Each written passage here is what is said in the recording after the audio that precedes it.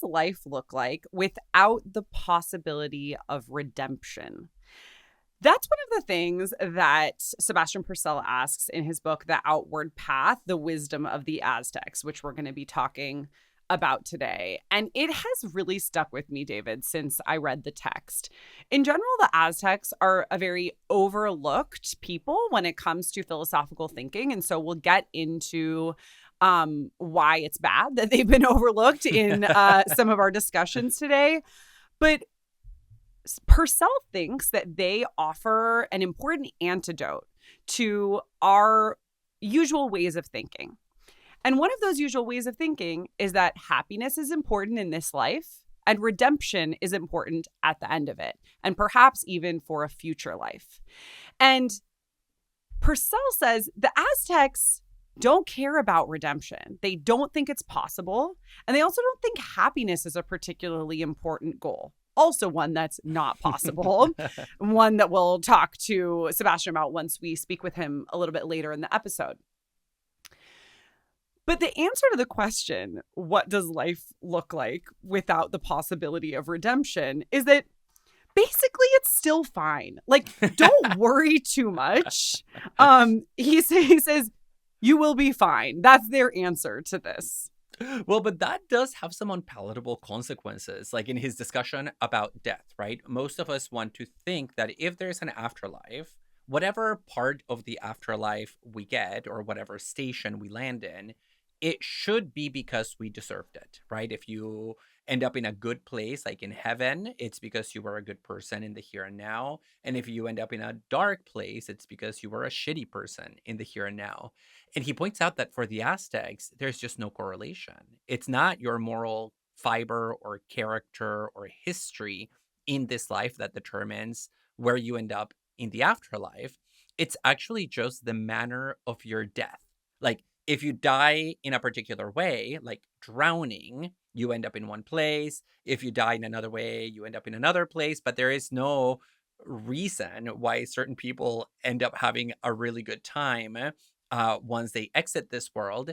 And it has to do just with the emphasis on luck and randomness that is so central to not only Aztec cosmology, but also Aztec ethics and moral theory. Yeah. And I think when people hear that, they might be thinking, well, then is everything permitted and you just need to like party your way through life? And this isn't an anti-partying philosophy by any means, but it's also not that kind of view that, well, there is no just afterlife and so everything is permitted. Instead, the Aztec way of life is very much rooted in a concern for the good life, in a life well lived, in ethical principles. It's just that those are conceived of not as gearing up for some reward at the end of your life, or even really in this life, because so much of the view is that very little is actually within our control. And some would say, okay, well, if that's true, then what we should work to do is just control the few things we can control. That's not quite the picture that we get here. Instead, it's a philosophy that's very much rooted in relationships with other people, in our daily activities, and so on and so forth. And so I think for that reason, it is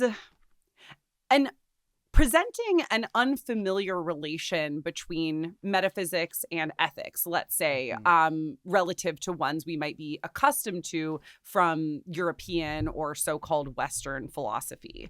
And part of that is because it is not a nihilistic philosophy. There is still a good life to be had, even if there's no redemption. Yeah, and he uses a lot the metaphor of slipping, that humans are slippery creatures in the sense that we tend to fall. We tend to make mistakes. We make bad judgment calls even when we don't want to. And it seems you're successful now, not for long, sucker. Yeah. And it seems like one way of describing the good life, according to the Aztecs, is that the good life is one where you slip a little bit less than you would if you had been thoughtless, which is not to say that you won't slip or slip a lot or slip all the way until you die, but that you just slipped a little bit less and showed some level of restraint and self-control. And that allowed you to anchor yourself in your mind and in your community in a way that justifies your life. But it's a very weak form of justification. Yeah, and it's unusual for us to have an episode that focuses on a particular school of thought. We're often pretty topics based, and so it's not unheard of for us to have an episode that focuses on a school, but yeah, a little bit less common. We were super excited when we saw that a new book on Aztec philosophy had come out because it's a very neglected area of philosophy. And so, David, because it is like a bit unusual for us to focus on a particular school, I know you wanted to tell us a bit about who the Aztecs were, just in case some people don't know much more than the city name Tenochtitlan. Yeah, well, Ellie, are you only asking me because I'm Mexican? Dude, you really set me up for that one. You tell me before the recording, I will say some historical things about the Aztecs. Well, no, and it is because I'm Mexican insofar as I grew up, with this mythos and this history and a sense of identity that traces my roots back to the Aztecs. Even, of course, even though there are no like pure blood Aztecs anymore because of the conquest and because of the intermingling that led to a lot of mestizaje. We did a whole episode about that. Mm-hmm. But in terms of who the Aztecs were, first things first, the people that we call the Aztecs were in fact a group, a cultural ethnic group called not the Aztecs originally, but the Mexica. And the Mexica are a group who moved into the Central Valley of Mexico in the 11th century. And so like 11th, 12th century. So in the 1100s, so 12th century actually. And they came from their original homeland, which is a place called Aztlan. Now, one of the biggest mysteries in Mexican archaeology is whether Aztlan, the place where these people came from, which is north of the Central Valley of Mexico, is a real place or a purely mythological place. So there are those two ways of interpreting it. And those who say, no, it really is a place, disagree about where that place is located. Some people say it's somewhere in the north of Mexico. A very common interpretation of the place where Aztlan existed back in the day is that it's actually the southwestern United States, like Arizona, California, which would make the Mexica, i.e. the Aztecs, originally a Native American tribe that just migrated downward because of their nomadic lifestyle. Anyways, as this group is going down, moving into the Central Valley, they start interacting with other tribes, sometimes by war, sometimes by exchange, sometimes by marriage. And by the time they get to the Central Valley of Mexico, it's because they're following this prophecy from their god Huitzilopochtli, who told them, you will find a new home once you find a specific sign. And that sign is an eagle devouring a serpent on top of a cactus. And so they're moving down looking for this sign. And eventually they find it on an island in the center of a lake called Lake Texcoco in what is nowadays Mexico City. So they get to this island in the middle of this lake, they see the sign, and they settle themselves there and create a temple to their god Huitzilopochtli. Now, many people have heard that Mexico City sinks a few centimeters every year. And that's because it was built literally on top of this lake. And so this is a process that began with the Mexica. And that's why the Mexican flag also, if you think about the insignia at the center, it is an eagle devouring a serpent on top of a cactus. So all of this is connected to the essence of Mexican identity, which is why we call ourselves Mexicans and Mexico because of the Mexica. Now, when they land in this island, they're very savvy politically. They start dominating the area and they start creating an empire in the span of 150 years. In a very short historical time period, they go from being a minoritarian tribe to being the center of a really impressive empire that shocked a lot of visitors with its splendor, with its like city-like metropolitan almost feel. And like intense canal network, extremely sophisticated hygiene practices, and like interior design even. Oh yeah, there's a lot of interior design. They were very good at constructing very heavy structures on what was very marshy land, right? We're talking about a lake. And so they would drive these sticks into the mud and then create on raised platforms. And so the whole city was it was considered the Venice of the Americas because of the water connection. So we got interior design, we got exterior design, We maybe have just design. we have also, they were a deeply artistic people. They cared a lot for poetry. There were poetry competitions. I've talked about how I did poetry You're competitions. obsessed with talking about your poetry Well, competition. and it's because it's now a you're practice. linking it to lineage of the Aztecs. I love it. am a modern day Aztec poet. Everybody, you need to know that. No, but there is a clear connection. The reason that we do competitive poetry in Mexico is because it's a way of preserving this cultural heritage. Okay, And interesting. So, anyways, they create this empire. They start funding the arts. They start funding a lot of architecture, public buildings, so on and so forth. And by the 1500s, of course, there is the famous contact between the Aztecs and the Spaniards that leads to the devastation and the collapse of the Aztec Empire in a very short period of time. Mm-hmm. But we did preserve a lot of Aztec thought, Aztec culture, and Aztec traditions, and they have survived in modern day Mexico, and they have become the basis for the formation of a national identity that traces itself not only to the Aztecs, because there were other ancient civilizations like the Toltecas and also the Mayans. But the thing about the Aztecs is that they were a very recent empire, right? We're talking about the 1400s, early 1500s. So it's an empire that went extinct only half a millennium ago. Sebastian Purcell is Associate Professor of Philosophy at the State University of New York at Cortland. He specializes in moral, political, and Latin American philosophy, and is the author of numerous articles and the book that we are going to be discussing today, which is The Outward Path, The Wisdom of the Aztecs. Hi, Sebastian. Welcome to the show. Welcome. Glad to be here. Thank you.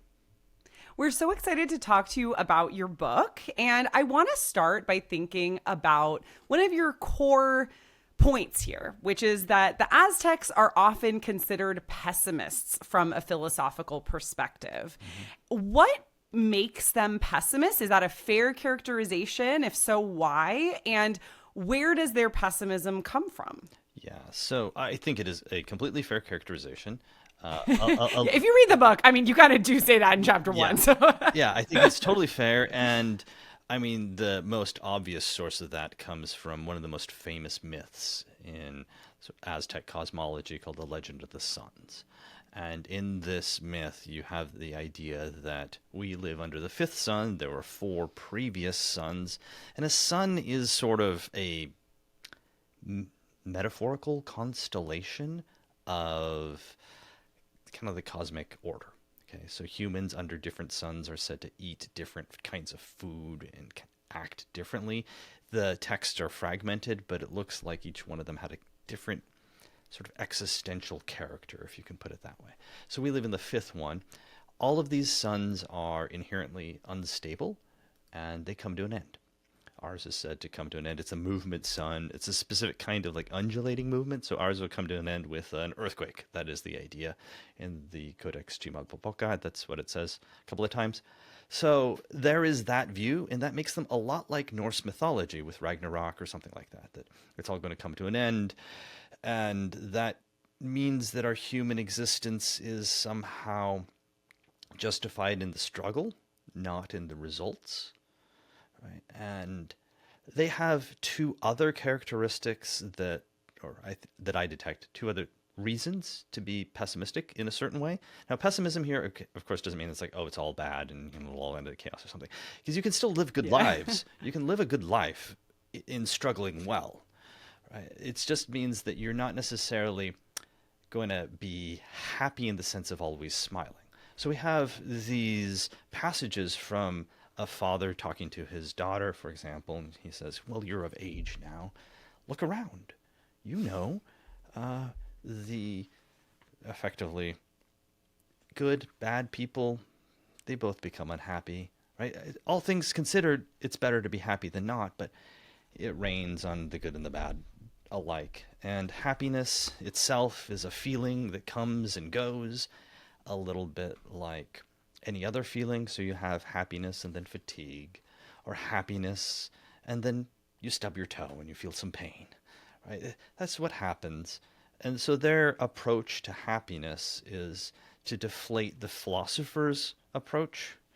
They would probably have looked at Aristotle's kind of use of eudaimonia and said, like, well, fine, but that's no longer what ordinary people mean by the term. You're just arguing about a different conception of the good life at that point. You're not really talking about happiness like ordinary people use it. Most of us mean happiness like smile on your face, that sort of stuff, elevated emotional states. And that stuff clearly comes and goes, and nobody really controls it. So in that sense, you can't aim for happiness as a goal. And that means you should probably be looking for something else, right? So that's a second sort of argument, is an analysis about just typical goals. A third argument here is that we're all kind of really complicated beings. And it goes to the title that I gave the book, which distinguishes the Aztecs from, say, Stoicism or Buddhism. Not, to my fellow Stoic and Buddhist philosophers, I don't want to say that there's a fundamental disagreement. I want to say that there's a difference of inflection. So for the Aztecs, you have a really chaotic mind. And the idea of working hard to still your mind first through breathing exercises. I'm sorry, I'll probably have to edit this one out. Let me silence some of these items here. What in the world? All good. All right, there we go. So the idea that you can start out by working on breathing exercises through meditation or something, still your mind, master that, and after 10 years, in the Himalayas or something, you then go out to the world and you're better. That's just not the Aztec approach. The Aztec approach is to say your mind is chaos. You have like 13 centers of mind, roughly. It's not even clear that they have the same concept of mind that we have, but 13 centers of thought-ish. They all compete with each other. It's not clear that there is one key center. Maybe there are three. It's what philosophers would call a massively modular conception of mind. And that chaos is not easy to organize. So it's better to start with your friends and family. Like, have them help you organize your stuff. Learn to lean on them. And then start on the outward path. Go outside, in. And that's why the example that I gave in the book was of my wife after we moved into this neighborhood that I'm in right now. It's the first time we were in like a traditional kind of neighborhood where, mothers will walk their children in strollers, or people walk their dogs by each other. They sit on the porch. It's a very kind of communal place, like the 1950s or something. And so we get a lot of trick-or-treaters, and we were told our first year here to get a lot of candy, which we did. We erred on the side of having too much rather than too little candy. Afterwards, we put the excess in this platter in our room, like our living room, and there's no way to get by our first floor without just constantly crossing that. And so for the next so many weeks, I was just eating the candy every time I passed, and it broke my diet. I was Catholic background here, so I feel guilty, transgression and guilt, this whole thing. And ultimately, I came back one day, and the platter was empty. And my wife came back from her. She's also a professor, so she came back after me. I said, well, what happened? And she's like, oh, yeah, I just took it to my department and gave it to the philosophy kids there. We call our students kiddos, by the way. So she gave it to them, our college students, and it was gone. And she solved this whole process of guilt and transgression that I'd been struggling with. And I did virtually nothing, right? And that's a good example of the outward path, where you learn to lean on good people in your life, and they help you live a better life. I have no better ability to resist. I don't have more willpower, more temperance, more anything. Like in the classical, Aristotelian sense, I didn't become a better person. I love that story. In fact, when somebody was asking me what the book is about, that was the story I told them as a lens into what the Aztecs are all about. Right. Yeah. And see, that's their view. And partly that's the result of their pessimism, to go back to the key question there. Your mind is chaos. You're going to slip up all on your own. There's no way to control it. So one of your better approaches is to go from the outside in, rather than to start with stilling your mind and breathing exercises. They had things like theomania, which translates as meditation, and they did have breathing exercises, and they did have a lot of the things that the Stoics and the Buddhists will recommend. It's just that they didn't necessarily, I don't know, say you should start there. Mm-hmm. And I like this contrast that you're drawing between philosophical traditions that presuppose a rational, ordered, and stable mind that maybe can find its place in a rational, ordered, and stable universe. Right. And on the other hand, this view of the Aztecs in which the world is chaos. I mean, even the cosmos will come to an end with an earthquake, and so is the mind. So in this world, what exactly are we looking for? Yeah. And it seems like we can't really be looking for happiness as the highest goal. And you mentioned because, we're likely to slip up. We are not going to be in these elevated emotional states for too long, so on and so forth. And in the book, you talk about how that's because the Aztecs had a very different ethical highest value. Right. And that was not happiness. That's what you call rootedness, right. Being rooted or feeling like you have roots in a place and in a time. And so I want you to talk to us a little bit about this notion of rootedness, because I find it very compelling. Compelling, sorry. And I also find it very beautiful. The image, of course, is of a plant throwing roots down into the ground. Right. So what are the ethics of rootedness? Okay, yeah. So let me take a step back here and two steps. Okay, one, for the scholars, I'm working from a tradition that began maybe the late 1880s in Mexico for interpreting these texts. Just a note about the texts themselves, they're fragmented. They come from the post-colonial era. I tend to stop at about 1640 because there are linguistic differences there. And so I have grounds for saying the text before then are roughly one kind of thing and after them are another. So that's what I'm working with. They're fragmented and they're going to be contested. So there are multiple traditions of interpretation. And the one that I follow comes out of Mexico City, the UNAM, which is the leading research institution in Mexico City, or in Mexico generally. That tradition is a living tradition. So they work not only to interpret the texts, but to update the texts relative to our best epistemic canons. Just like a contemporary Aristotelian doesn't say like, oh, I must go by exactly what Aristotle said. They try to update it. So in my retrieval here, just as a note, I'm retrieving it consciously as part of a tradition. So that's to the scholars. And that goes to the term rootedness because that's sort of a term of art. The Aztecs tended to prefer lots of terms. It's our culture that likes one word for a thing. And the Aztecs thought that was ugly.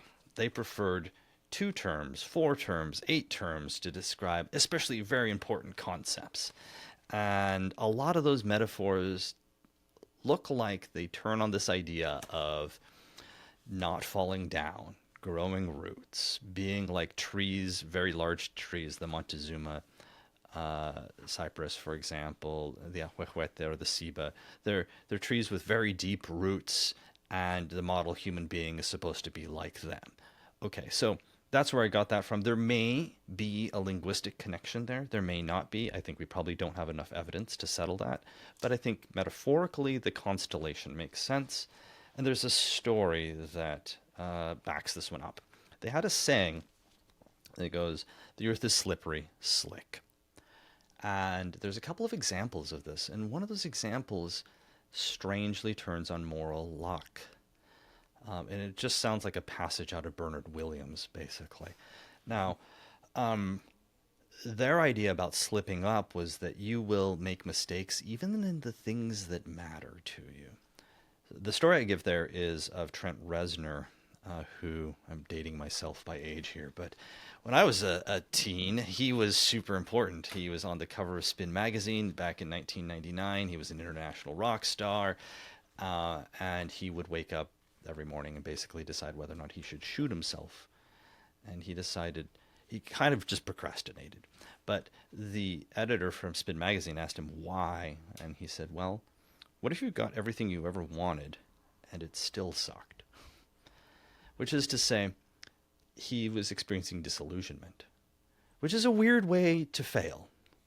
He failed by way of success.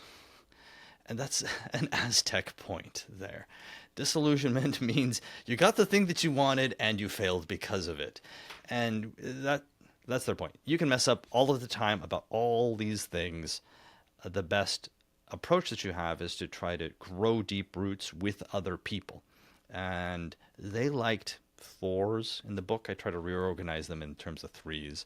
But they said things like, you want to take root in your psyche, in your family. So psyche, like, face and heart is a metaphor they had, but for your character, in your psyche, your mind, in your family, your community, and then the natural environment. So it's kind of 4 levels that the Aztecs would prefer. All of that gives you the best chance to avoid slipping up in a terrible way. Now, it's impossible to avoid that altogether, but that's the sort of best approach that we have. And at least any conception of the good life should be informed by an awareness that you are going to mess up at all of these levels, and you should try to respond to that intelligently, because this is ethics for humans after all, not ethics for angels or somebody else who doesn't make mistakes. Yeah.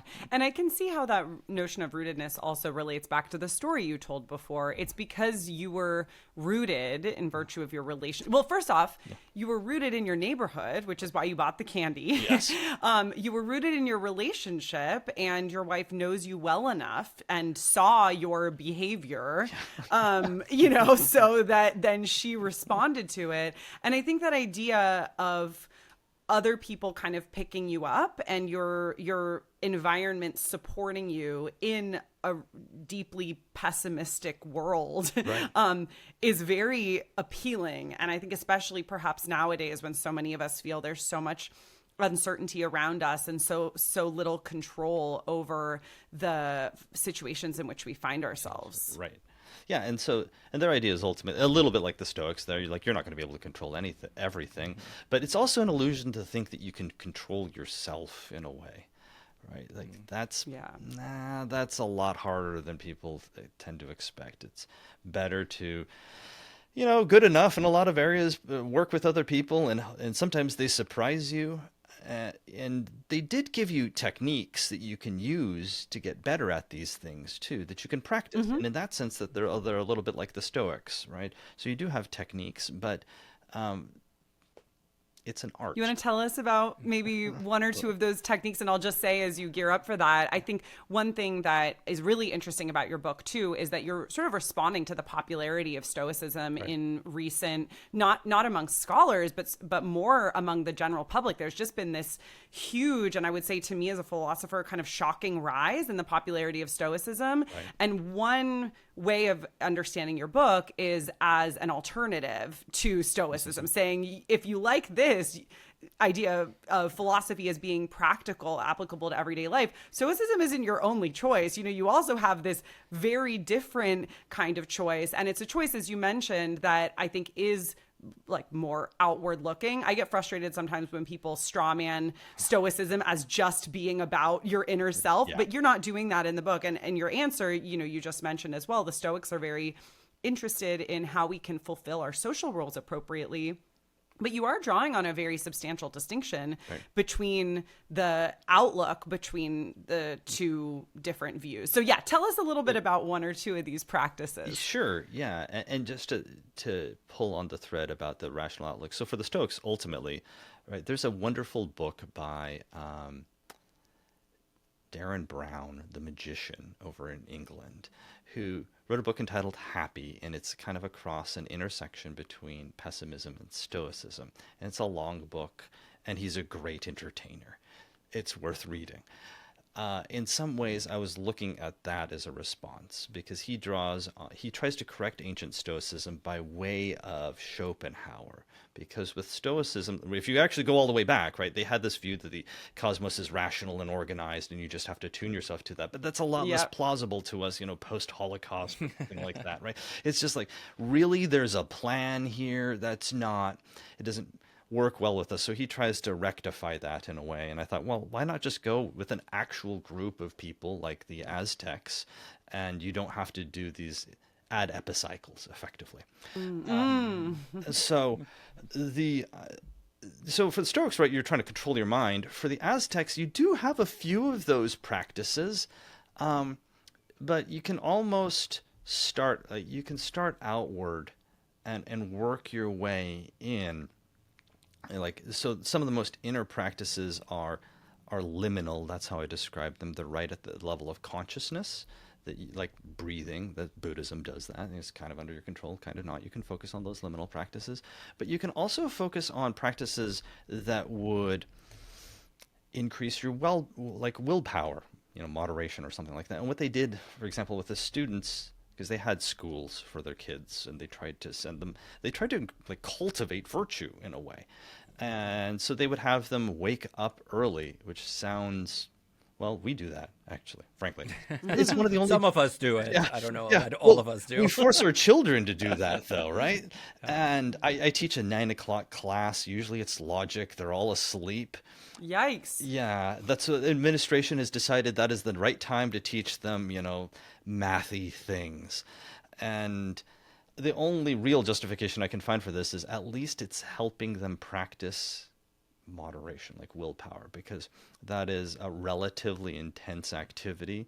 It doesn't go on too long, but especially if you're 19 or 20 and you really want to sleep in, it takes a lot of willpower to get out of bed.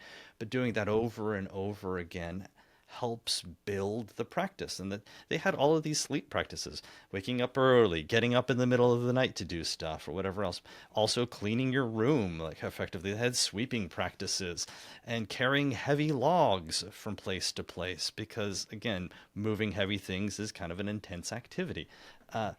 So that goes to the fact that they broke willpower down into 3 separate components, more or less. I call them different things in the book because my editor didn't like will to and will not to. She said it sounded too Nietzschean, and she was right. She's always right about these decisions. But I think of it as like, okay, at base, you're either willing to do something, like get up early, or willing not to do something, not eat the candy, right?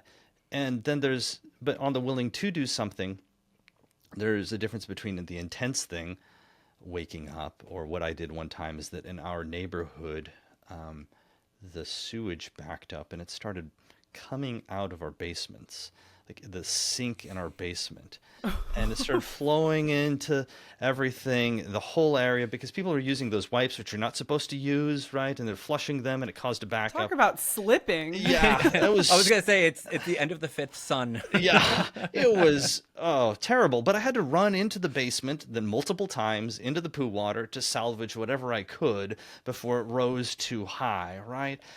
Deeply disagreeable activity, just highly intensely.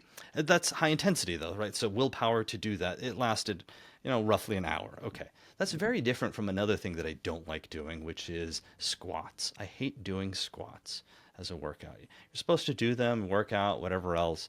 But, like, how often? Well, like 3 days a week forever, because it's good for your health. Great. That's a different kind of thing, right? Willpower over time is very different from short-term willpower. It's like a low-intensity consistency sort of thing. And so the Aztecs organized different practices for different kinds of willpower. I'm bad at resisting sweets. My wife helped me with that. But, I'm able to grind through lots of studying, which is why I ended up with a PhD, right? Those are different things, and they're different willpower activities. So they focused on different spiritual exercises, to use the word from Pierre Hadot's translation of ascesis, right? In Greek, that's the Greek term for exercise practice, right? And they had a bunch of these that they gave their kids. So those are just like a couple of them. That's an external one that you did with other people. By the way, singing helps you do onerous activities, it turns out. A lot of students realize that they like listening to music to help them get through stuff. Like, we all kind of recognize that, but if you do, then if you're listening to music to do something super boring, that's an Aztec practice. That's outward, right? You're not really controlling your mind. You're using your circumstances to control your mind. Mm-hmm.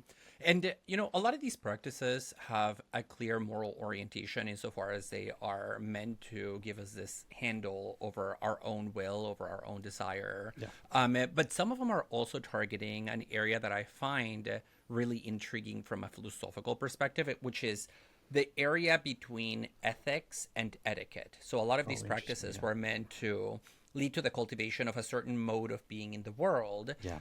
One of the earliest books that I read about the Aztecs years ago was Jacques Sustel's The Daily Lives of the Aztecs on the Eve of the Spanish Conquest. Yep. And there he says that the Aztecs were completely obsessed with etiquette, how to sit at the table. There were all these manuals for not getting food on yourself or anybody else. Yep. And in your book, you also talk about some norms of conduct, let's say, that are discussed and that have been preserved in Aztec writings, especially writings in the wake of the Spanish conquest. Yeah. You mentioned the Florentine Codex, for example. And you point out that one of the ingredients of the good life for the Aztecs was what they called right speech. Yeah. A good Aztec knows how to speak properly. Yeah. And it reminded me of this notion of regalness, of exuding regalness as the norm of good Aztec society. And so I want to hear what right speech meant to the Aztecs and what it looked like at the time. Yeah, so and there's actually two features of that I want to pull on. One of them is about kind of how right action evaluation works for the Aztecs. And at least this is my contemporary reconstruction in such a way that it solves a lot of philosophical problems in a nice way. So if it worked this way, it would make sense. Okay, so you have virtues of character that you perform with other people. Those virtues help you achieve a good life. Okay, fine. We're all on board with that. That's structurally a little different from Aristotle because they include shared agency. So friendship is a legitimate virtue for the Aztecs, whereas Aristotle has to say things like it's not really a virtue, but it's like a virtue because it's not based on an individual character. So Aristotle has like a kind of like a logical problem there. The Aztecs don't. Okay, great. Those virtues, though, ultimately help you fulfill your social roles. And your social roles, that's the source of being a father, a student, or whatever, right? It's from those social roles that you derive obligations. And that's how we tend to criticize people. And a lot of the Aztec culture turns on discussing things in terms of honor. So they wouldn't say, like, you failed to recognize your social role obligation, because who says that, right? They would say that is a dishonorable action, by which they mean you failed to fulfill your social role obligation. That sort of thing. So discussions of etiquette and honor tend to be tied to these sorts of things.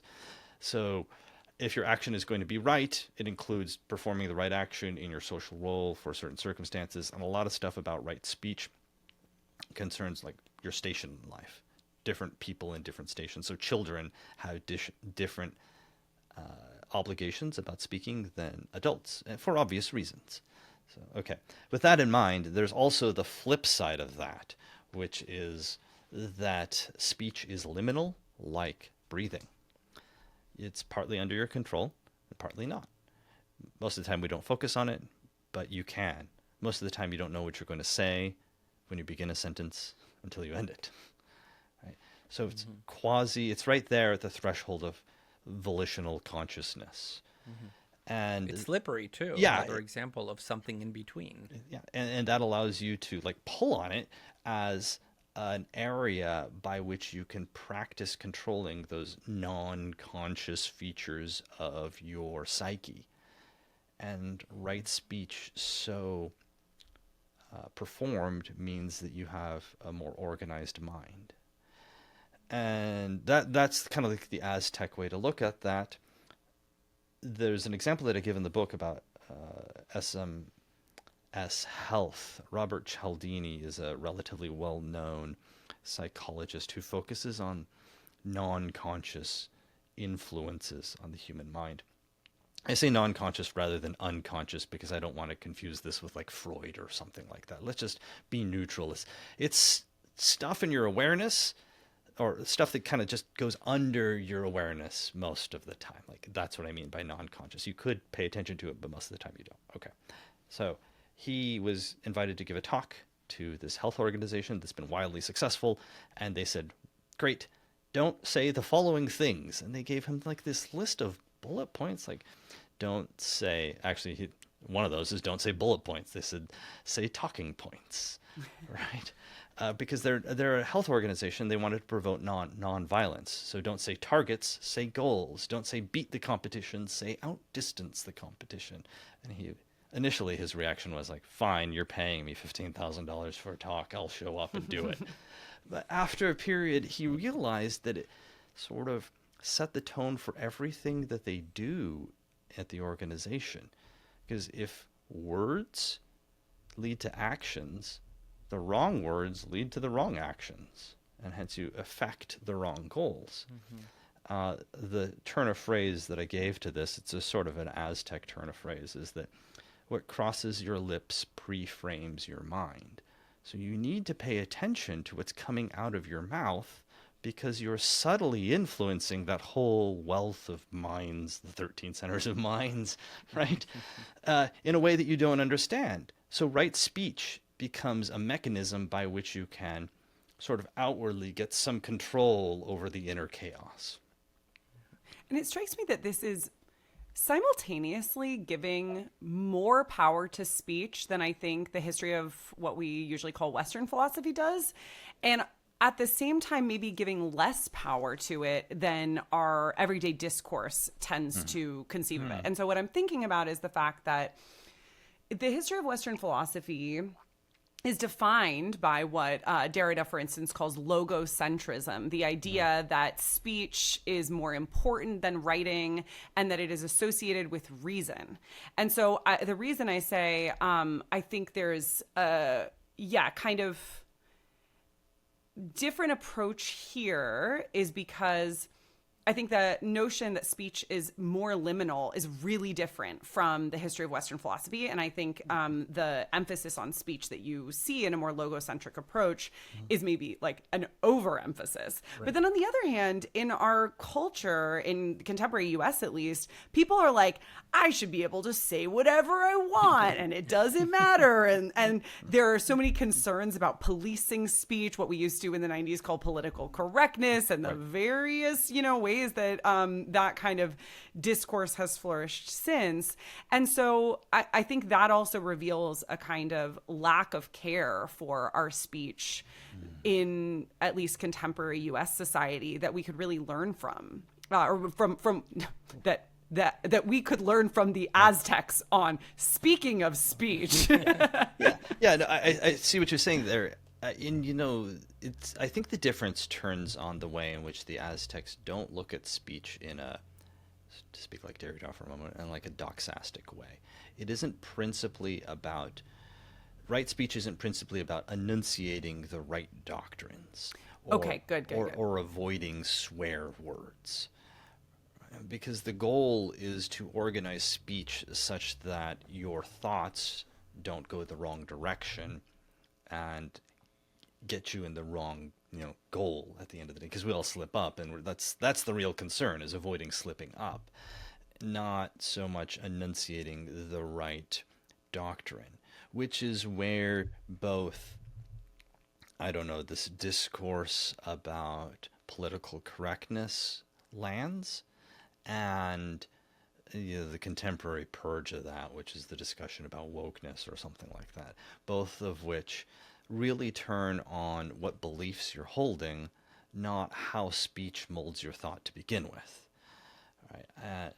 And they also turn on like bad words, which just is not an Aztec idea at all. Right? It just isn't an Aztec idea, and maybe we would do better to focus on words as tools rather than words as doctrine. Mm-hmm. And a lot of this, of course, is an insight from Aztec wisdom or Aztec philosophy. But I was taken aback by one of the observations that you make in the book, which is that although we ought to think about the Aztecs as philosophers, the Aztecs didn't really have philosophers in the sense in which we think about it. There was no social function of the philosopher. And so I want to ask you about this, because then how should we think about the relationship between the two? Is it that they recognized certain voices as philosophical, but there was no such thing as somebody that was widely recognized as smarter than everybody else? What did philosophy, as maybe now we understand it, mean to the Aztecs? It's, if anything. It is a sort of cultural or like a scholarly term of art. I think we need to be conscious of the fact that even in the West, the West, whatever we call that, as traditionally conceived, the people at the start of that, Thales, for example, didn't match up, right? They held to positions that didn't cleanly distinguish what can be known a priori from what can be known not a priori, right? Which, assenting to beliefs that could in principle not be verified through scientific methods, like that whole discussion clearly is much, much later. I don't think that Thales or Parmenides or Heraclitus would make it as philosophers if those were your criteria. Probably not Plato either. Right? So I just want to be really careful about that. The division between what we call like religion and philosophy is quite blurry. Well, we're continental philosophers, so it's all welcome for us. Right. Yeah, exactly. And, I think that that's consistent actually with philosophical practice longer term, right? Is to say that it's sort of an ambiguous notion. There's a relationship with another portion of that emerges a little later. So social role specificity. Did Socrates conceive of himself as a philosopher? And the answer is actually no, not in like I endorse the view that you will never find a Socratic dialogue wherein he thinks of himself, uses the term to designate himself as a philosophos, right? So it was typically people who engaged in certain kinds of questioning activity, but also did other things. I mean, Thales was a commodities trader, let's be honest. He made a lot of money trading olives. Wait, what? I thought he just fell into a well and never came out. I had no idea. According to Aristotle, Aristotle points out that he was very intelligent and he looked at the seasons and he bought a lot of olives early on because he expected a shortage later on and made a ton of money as a commodities trader. So, whoa! Wait, I love this. So, I mean, it just goes to show. Or I love learning this. I'm agnostic about the ethical practice of the Thales business trading. Yes. So, what I find that very interesting, though, is to say that the same person did many things. And so the people that the Aztecs called Plamatini, scholars say, well, I don't know, the wise ones. Fine. But I also think it's important that we are aware that philosophies come to be an honorific term.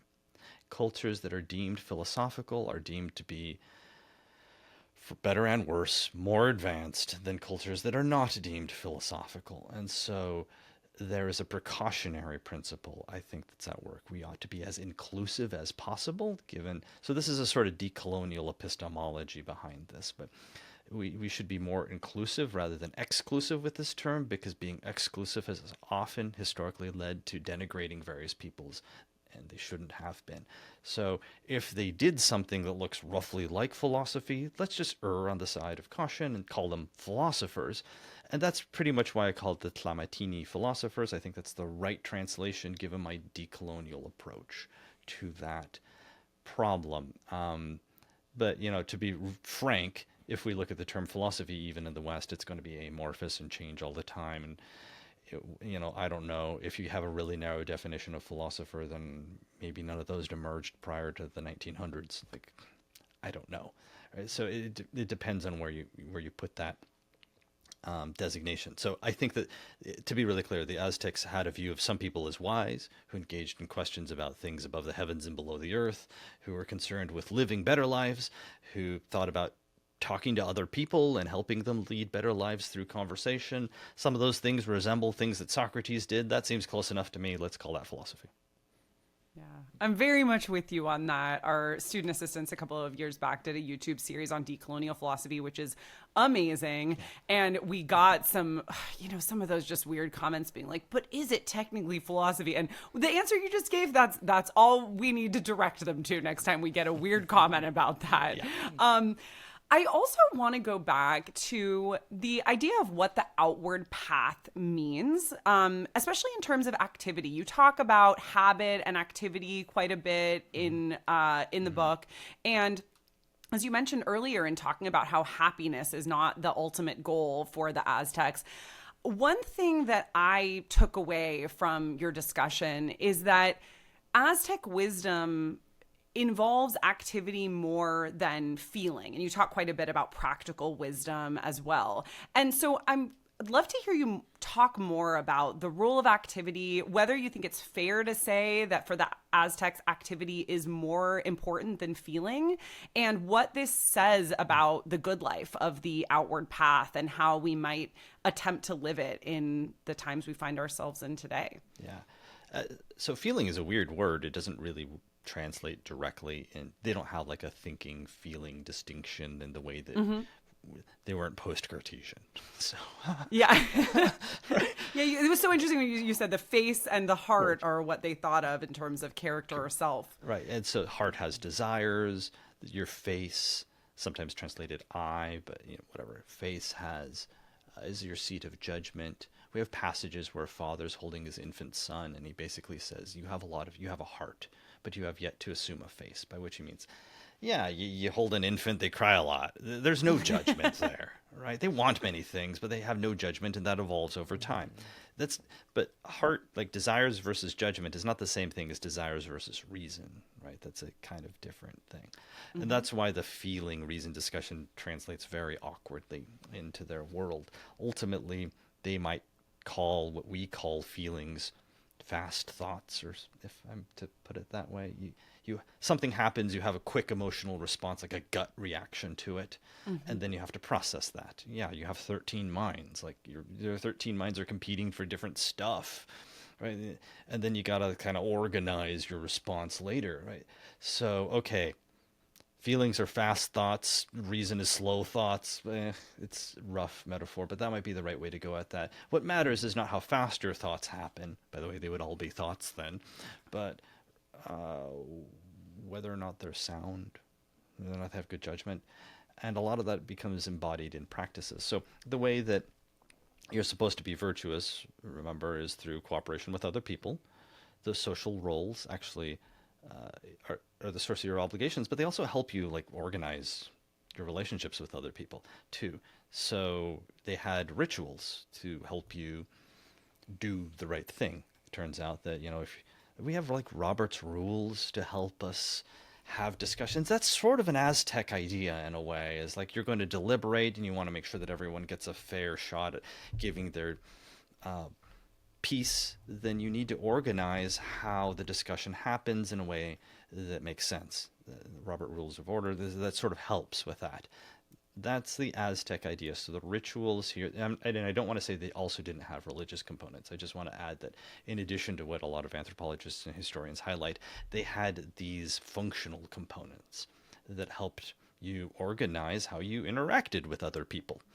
And that was partly the role of ritual. So when you look at like loving someone, it's not really the feelings that you have in our sense, because again, feelings doesn't make it's a different notion for them. It's how you interact with them over time. And they had rituals that helped you sustain the appropriate interaction with people over time. And so they had, some rituals around what I call, I don't really know any other word for this in English, but like intimacy, not like sexual intimacy, but just like intimacy as in like getting to know a person. Because sometimes a couple, when they were married, did know each other. Sometimes they didn't know each other that well. Their culture sometimes had what we would call quasi-arranged marriages. Sometimes teenagers got to know each other in the Cuicali, which is a school where they sang.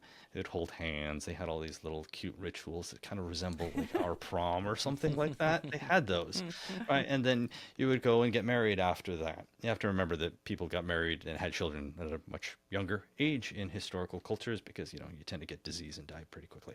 So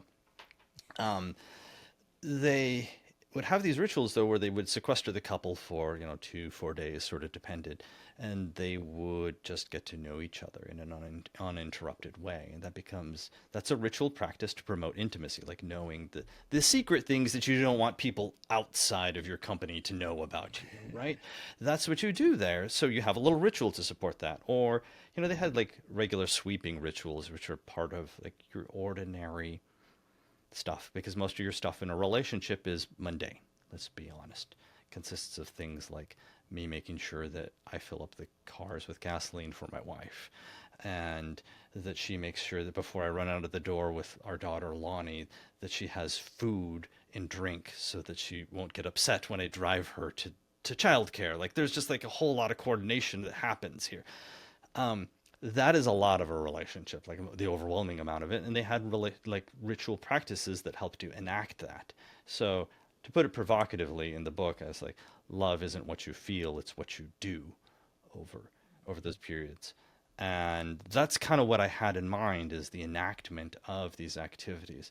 Well, that's where the activity goes, because activity can be two kinds of things: making a pot, like you do something and then you like you're a potter and then the pot exists afterwards, which Aristotle would call a product, right?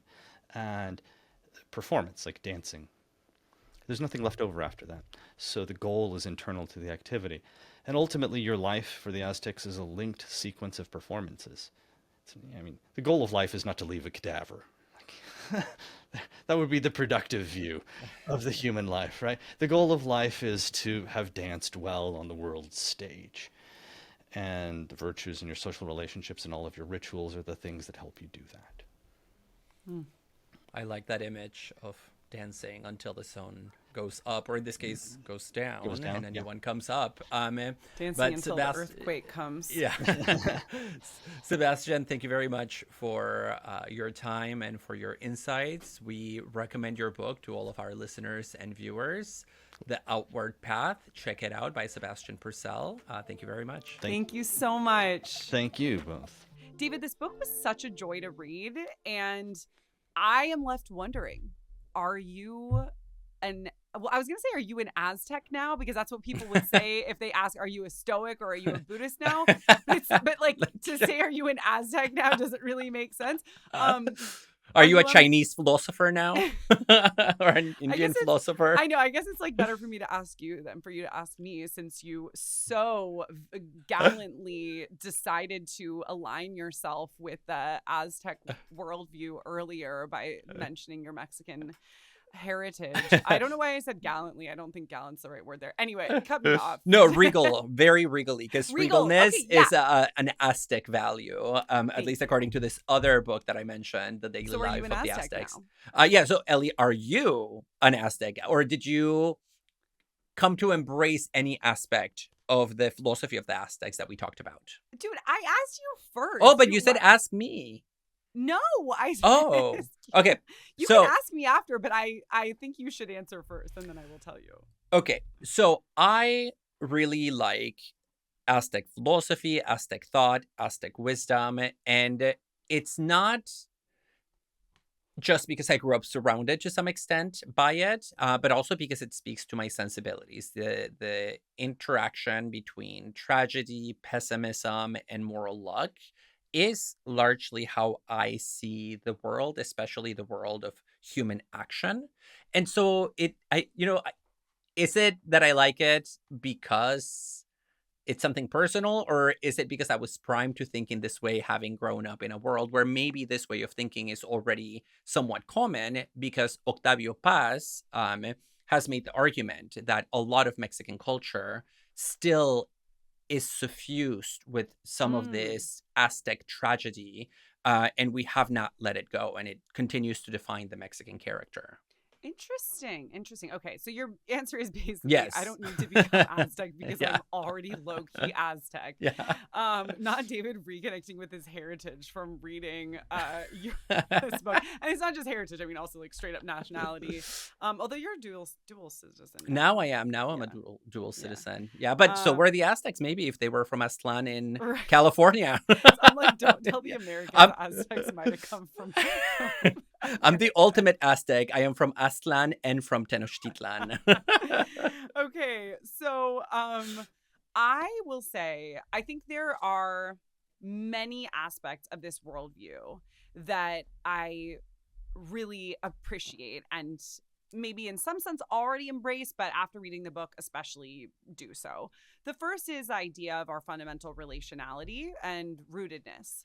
This idea that our self-cultivation is not a matter of just an introspective path, but something that we engage in with others, and in large part thanks to our environment. Second thing I really like about this is the idea that love is a matter of doing, not of feeling, which is something that Sebastian touched on a bit in the interview. I think that's right. And I think we do a lot of damage to ourselves and others when we think of love as just like a sheer passion. Then again, as Yeah. he mentioned, it's not the question of feeling is a bit complicated for the Aztecs because they didn't have a specific category of feeling. There are these fast thoughts, but let's say it's not feeling in the sense that we tend to think about it. And the third thing that I think is quite compelling about this is, oh gosh, am I going to remember it? It's always a danger when, oh yeah, okay, here we go. It's always a danger when you're like, there are three things, and then you're doing a podcast and you don't have like, or you begin with it. on the one hand and then on the other, and then there's like the third hand. Yeah. No, the third thing is that life is more a series of performances than it is a matter of finding some core true self. So I love that idea, and I am really looking forward to integrating the particular Aztec way of thinking about that a bit more into my understanding of performativity. I do think, though, my sensibilities, as longtime listeners will know, and my personal practices skew quite Buddhist. And I've been practicing Buddhist meditation and the Theravada tradition for a very long time. And I don't necessarily think, though, that's as at odds with the Aztec path as Purcell suggests. And so one quick thing I'll note there is that I think he depicts Buddhist thought as primarily about an inward path of taming the mind. And although taming or stilling the mind is a very important aspect of Buddhism, it's also a very ethical path too. And I think sometimes we can misunderstand Buddhism in its variegated forms over thousands of years of history when we think about it as a series of practices for stilling the mind. And so I would just say, I think maybe the Buddhist approach is a bit more compatible with the outward path than Purcell suggests. Well, I still do like the idea, though, that if we want to get inspiration for life from ancient sources, that the Aztecs offer a different path than the Buddhists, than the Hindus, than the Stoics or the Epicureans, whatever the case might be. And so I wonder what would happen if we started tapping into some of the practices, those like spiritual practices that were specific to Aztec culture, as a way of strengthening the mind and the body in the present. And, that might include certain things like practices for cultivating right speech, but also even some of the cleanliness practices among the Aztecs, because they were an immaculate people, right? We've talked about how they actually thought the Spaniards were very gross because they didn't shower as frequently as they did. And in fact, there is bathe. They didn't. Yeah, they didn't bathe. Didn't shower, yeah, so yeah, they didn't bathe. But actually, the anthropologist Camilla Townsend has made the argument that we often have this idea that when the Spaniards arrived, that the Aztecs were so enamored and so impressed by them because they were so different that they experienced them as gods. This is a very common myth. And she says, no, they thought they were kind of gross and disgusting, just powerful and weaponized. And that also doesn't explain the fact that they literally went to war against them. If you had thought that you were encountering a god, the last thing you would do is actually battle them out. But yeah, so they did initially invite them in. Oh yeah, initially they did. Yeah. Yeah. Oh yeah, no. Initially they invited them in, gave them a tour. Hernan Cortez got a tour through Tenochtitlan. Very famously, got to the top of a pyramid where he was able to see the landscape, knowledge that he then used for military strategy. And so it was a case of a Trojan horse making it into the city. But one thing I'll say that I also find very appealing about the philosophy of the Aztecs is its emphasis on a certain kind of finitude. This is very different than the finitude of death. It's actually the finitude of the collapse of a universe or the end of worlds because of the cosmology of the five suns. And I like to think about this actually in the wake of climate change. How do we think the possible end of our species, right? The setting of our sun, or the end of a planetary system as we know it. And I think given that the Aztec way of life and way of thinking is already encased by this idea that the world will end no matter how you live your life, maybe we can use that philosophy for thinking about the ecological predicament of the present.